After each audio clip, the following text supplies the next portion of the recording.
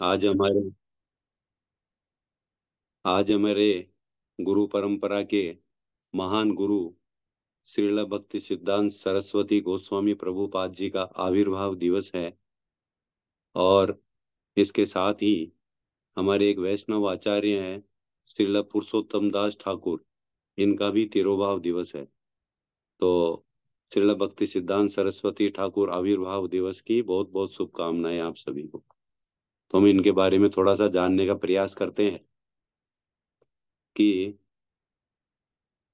अभय चरणारविंद भक्ति वेदांत स्वामी श्रील प्रभुपाद, जिन्होंने अंतर्राष्ट्रीय कृष्ण भावनामृत संघ यानी इस्कॉन को पूरे विश्व में स्थापना की, और श्रील भक्ति सिद्धांत सरस्वती ठाकुर के ये शिष्य थे।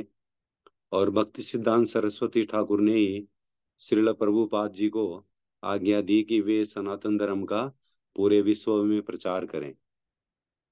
श्रील भक्ति सिद्धांत सरस्वती ठाकुर जी का जन्म जो है वो जगन्नाथपुरी के पवित्र तीर्थ स्थान पर श्रील भक्ति विनोद ठाकुर जी के घर में हुआ था, जो श्री चैतन्य महाप्रभु की गौड़ीय वैष्णव परंपरा में एक महान वैष्णव आचार्य थे। यद्यपि श्रील भक्ति विनोद ठाकुर जी एक सरकार एक सरकारी मजिस्ट्रेट के रूप में कार्यरत थे, फिर भी उन्होंने भारत में भगवान चैतन्य की शिक्षाओं को स्थापित करने के लिए अथक प्रयास किया, और उन्होंने एक विश्वव्यापी आध्यात्मिक आंदोलन की कल्पना की थी। और अपने सपने को पूरा करने में मदद के लिए एक उन्होंने पुत्र की प्राप्ति की प्रार्थना की, कि जो सारे विश्व में कृष्ण भक्ति का प्रचार कर सके और पतित जीवों का उद्धार कर सके। इस प्रकार से 6 फरवरी 1874 को जगन्नाथपुरी के पवित्र तीर्थ नगर में, जहां श्रील भक्ति विनोद ठाकुर ने प्रसिद्ध जगन्नाथ मंदिर के अधीक्षक के रूप में कार्य किया था, और श्रील भक्ति सिद्धांत जी जो हैं वो इस दुनिया में प्रकट हुए, और उनको फिर नाम दिया गया विमला प्रसाद। तो उनके बारे में एक बचपन की घटना आती है कि एक बार जब जगन्नाथपुरी में भगवान जगन्नाथ जी की रथ यात्रा निकल रही थी, तो थोड़ी दूर चलकर रथ जो है वो रुक गया, वहां से आगे नहीं खिसक रहा था। फिर इसके बाद में जब भक्ति विनोद ठाकुर ने अपने पुत्र विमल प्रसाद को जगन्नाथ जी के दर्शन के लिए आगे लाए, तो उसी समय जगन्नाथ जी के गले से एक माला विमल प्रसाद के गले में पड़ गई, तब वह रथ आगे बढ़ पाया।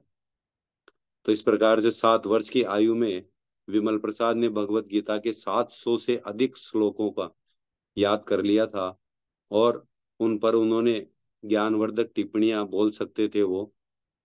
तो गौड़ीय वैष्णव दर्शन पर कई महत्वपूर्ण पुस्तकों और अन्य लेखों के लेखक श्रील भक्ति विनोद ठाकुर ने अपने बेटे को मुद्रण और प्रूफ रीडिंग का प्रशिक्षण दिया।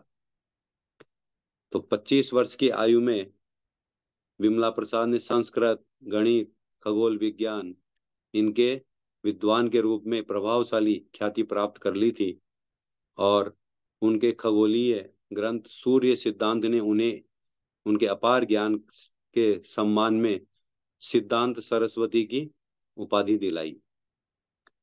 1905 के अंदर अपने पिता की सलाह पर सिद्धांत सरस्वती ने श्रील गौर किशोर दास बाबा जी से आध्यात्मिक दीक्षा स्वीकार करने की उन्होंने प्रेरणा दी।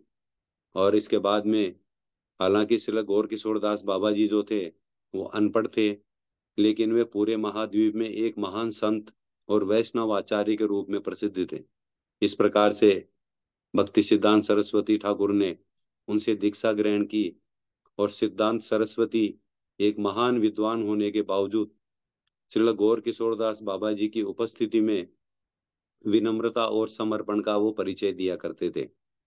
अपने उच्च शिक्षित शिष्य की ऐसी विनम्रता और समर्पण से संतुष्ट होकर उनके गुरु श्रील गौर किशोर दास बाबा जी ने सिद्धांत सरस्वती को अपना पूर्ण आशीर्वाद दिया, और उसने अनुरोध किया कि वे परम सत्य का प्रचार करें और अन्य सभी कार्यों को वो अलग रखें। सन 1914 के अंदर श्रील भक्ति विनोद ठाकुर के अदृश्य हो जाने पर सिद्धांत सरस्वती अपने पिता की पत्रिका सज्जन तोषणी नामक पुस्तक के संपादक बन गए और गौड़ीय वैष्णव साहित्य के प्रकाशन के लिए उन्होंने भगवत प्रेस की एक स्थापना की। इसके बाद में आगे चलकर 1918 में सिद्धांत सरस्वती ने श्रील भक्ति सिद्धांत सरस्वती गोस्वामी महाराज की उपाधि धारण कर ली और इस आध्यात्मिक जीवन से उन्होंने अपना संन्यास ग्रहण कर लिया और 16 वर्ष की उम्र के अंदर ही उन्होंने सनातन धर्म का प्रचार शुरू कर दिया था और स्वयं आजीवन ब्रह्मचारी रहने की उन्होंने प्रतिज्ञा ली। इस प्रकार से उन्होंने पूरे भारत में गौड़ीय वैष्णववाद का प्रचार करने के लिए उद्देश्य से उन्होंने 64 गौड़ीय मठ की स्थापना करी। उन्होंने 9 साल तक श्रीधाम मायापुर में रहते हुए रोज 3 लाख बार भगवान का नाम जप करने लगे वो। और उनके मिशन का मुख्यालय चैतन्य गौड़ीय मठ श्री चैतन्य महाप्रभु की जन्मस्थली श्रीधाम मायापुर में स्थित है। श्रील भक्ति सिद्धांत जी ने 20वीं सदी की तकनीकी और सामाजिक परिस्थितियों के अनुरूप प्राचीन परंपराओं को समायोजित किया। उन्होंने मुद्रण प्रेस को इस संदेश को दुनिया भर में फैलाने का सबसे प्रभावी साधन माना और वे स्वयं कई महत्वपूर्ण अनुवादों, टिप्पणियों और दार्शनिक निबंधों के लेखक थे। श्रील भक्ति सिद्धांत सरस्वती जी ने मानव कल्याण के उद्देश्य को ध्यान में रखते हुए श्री चैतन्य महाप्रभु की वाणी को विश्व भर में प्रसारित करना किया उन्होंने और विभिन्न संप्रदायों को एकजुट होने की उन्होंने प्रेरणा दी और आगे चलकर उनको सिंह गुरु का खिताब मिला। मतलब वो लॉयन गुरु बन गए वो। और क्योंकि वे निडर पूर्वक सिद्धांत रखते थे और जातिवाद के विरुद्ध भी वो खड़े होते थे। अभी कुछ दिनों पहले ही, कुछ महीने पहले हमारे देश के प्रधानमंत्री श्री नरेंद्र मोदी जी ने प्रगति मैदान के अंदर भक्ति सिद्धांत सरस्वती ठाकुर जी के 150वें आविर्भाव दिवस पर विश्व वैष्णव धर्म का सम्मेलन आयोजित किया था। उसमें प्रधानमंत्री जी ने भक्ति सिद्धांत सरस्वती जी ठाकुर के सम्मान में एक स्मारक टिकट और एक सिक्का भी जारी किया था, जो सभी भक्तों को पता होगा।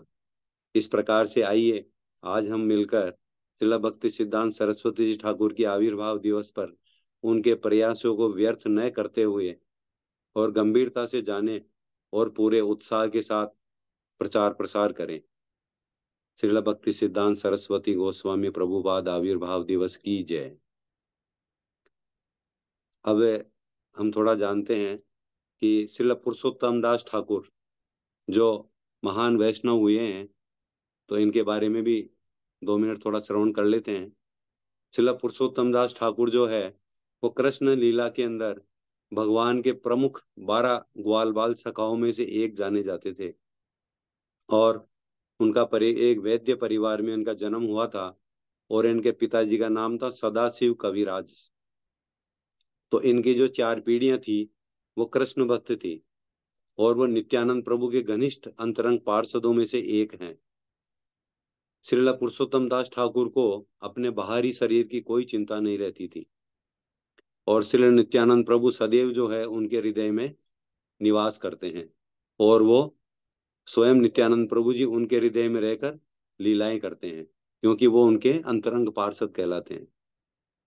और इन्होंने अपने बाल्यकाल में एक इनकी घटना आती है कि एक बार इन्होंने प्रेमवश होकर एक सांप का विष पी लिया था, परंतु उस पर भी इनके शरीर में कोई विकार पैदा नहीं हुआ।